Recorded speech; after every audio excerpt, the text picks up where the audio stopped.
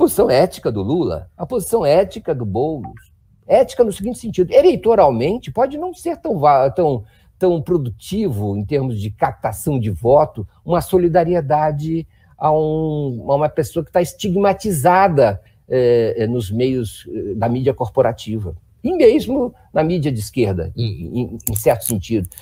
O Lula não vacilou em sair em solidariedade da maneira como ele quer, como ele achou adequado fazer, mas ele fez uma solidariedade, ele veio da prisão, ele veio do cárcere, ele não se desligou dessa sua trajetória nesse momento. Ele próprio é uma liderança que não foi autorizada a ocupar o espaço que ele está ocupando hoje em dia. Ele fez isso contra a vontade dos que, enfim, têm poder e dominam a opinião e as ideias no Brasil, não é? Então, eu queria dizer o seguinte, que o Lula não pensou em eleição, ele pensou no que é certo e no que é errado fazer agora, e ele fez o que está correto do ponto de vista da vontade dele. E a mesma coisa o Boulos, eu creio, mas o Lula é a pessoa mais exposta a isso, né? Isso será usado e pode ser usado na campanha, como a gente sabe muito bem. Mas ele foi de uma clareza, de uma generosidade, de um desprendimento, de uma fidelidade aos seus pensamentos que merece registro. O Lula não é um político qualquer, como nós sabemos muito bem. E mostrou mais uma vez isso nesse evento. Perfeito. Achei uma articulação bem interessante a tua, Mário. Realmente bem interessante sobre esse composto complexo do momento atual. Fala, Miola. Não, também gostei muito, Mário, parabéns. E essa ideia da periferia ser o centro, né, para mim ela é uma ideia definidora, né, do desafio que nós temos para pensar um processo de transformação, de recuperação da democracia brasileira. Eu inscreveria, digamos, esse acontecimento, né, assim como essa escalada que está tendo no nosso país em torno da luta antirracista, não é, como a emergência de movimentos decoloniais no nosso país, né, movimentos libertários, não é, que surgem a partir do povo, dos seus segmentos mais explorados, mais subalternizados, aqueles que têm na sua herança histórica um selvagem processo, né, de escravidão e de subjugação. Não é uma classe dominante que não tem limites, né, na sua capacidade destrutiva. Então eu vejo, em primeiro lugar, que esse episódio ele se inscreve dentro de um contexto que, inclusive, é um contexto internacional de um movimento de contestação dessa iconografia, dessa simbologia, né, e dessas referências, né, de um passado, né, um passado de violência, né, e de construção do capitalismo a partir, né, da destruição e do ataque, né, aos direitos humanos, ao povo em geral. Em segundo lugar, eu acho que o assunto ganhou uma dimensão no nosso país em função do contexto que nós vivemos. Não é? Nós estamos vivendo um contexto que é de um governo de ultradireita, não é um governo de recorte fascista, e evidentemente isso passa a ser instrumentalizado, né, do ponto de vista dessa dinâmica muito específica que nós vivemos no nosso país. E não por acaso, até mesmo analistas e amigos nossos, né, nossos, que eu falo que são amigos, conhecidos e pessoas, digamos, de um campo progressista, democratas e de esquerda, que atacaram duramente, né, esse ato, né, que é um ato que tem um valor simbólico, uma ação direta. Ela não atentou contra a vida humana, não é?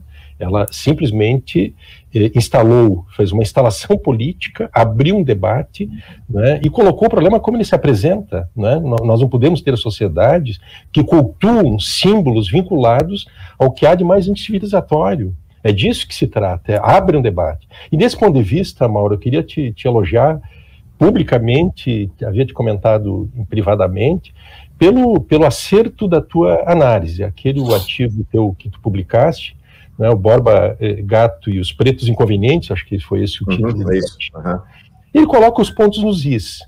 Do meu ponto de vista, um artigo que tem, embora na sua concisão, ele tem esta qualidade de colocar nos pontos dos is uma análise sobre a problemática. Em primeiro lugar, que é afastar esse intimismo, né, de entender, primeiro, que era duvidar que essa iniciativa pudesse ter sido produzida por agitadores e provocadores de extrema-direita, né, desconhecendo uma hipótese que o povo negro possa se insurgir, o povo das favelas, se insurgir ele próprio, das suas formas, sejam atabalhoadas, corretas ou não, mas ele ocupa a cena política, né, e o Mauro fez isso, né, nesse artigo. E, em segundo lugar, que para mim é um mérito desse teu artigo também, Mauro, que é de afastar isto, que é um conceito, do ponto de vista sociológico, é um conceito inapresentável. A ideia de que a luta das maiorias é uma luta identitária, como se a luta dos favelados, a luta das mulheres e a luta dos pobres, que são maiorias demográficas do nosso país, fossem lutas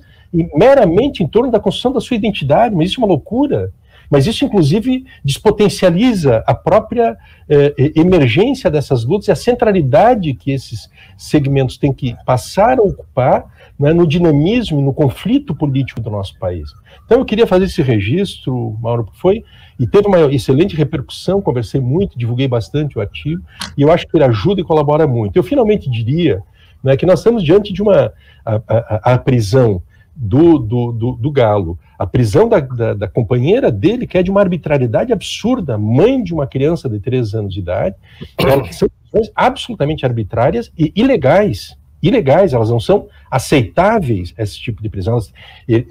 Eles têm que ser imediatamente liberados. Há um arbítrio, há uma perpetração de um duríssimo ataque ao Estado de Direito, ao ordenamento jurídico nacional. Ao mesmo tempo que fazem isto, né, com esses ativistas políticos, que eles estão sofrendo, na verdade, imputados como criminosos políticos. Eles não são criminosos penais porque não tem essa tipificação de que alguém que põe na chamusca uma estátua que não causa nenhum risco à vida humana, que possa ser, além de eventualmente ser responsabilizado por eventual dano, não existe prisão no caso desses, não está escrito em lugar nenhum. Agora, por outro lado, enquanto acontece isso com ativistas de esquerda, como recentemente o ataque do Aras ao articulista e professor da USP, o Conder Rubner, né, que por crítica política, né, da mesma maneira com o Rodrigo Pilha, prisões políticas, né. Por outro lado, verdadeiros criminosos, como os terroristas que atentaram contra a vida, aqueles que jogaram fogo na sede do Porta dos Fundos, estão liberados, não tem investigação contra esses caras, né. Os homicidas que estão promovendo essa matança no país também estão livres, leves e soltos. O Roberto Jefferson, fazendo apologia direta ao ataque armado, né, está livre, leve e solto. O personagem, aquele que prometeu matar Lula, ameaçou Lula, que foi enquadrado por uma promotora, né, que a promotora o livrou por entender que aquilo se tratava de liberdade de expressão, ele fazendo apologia à morte do ex-presidente.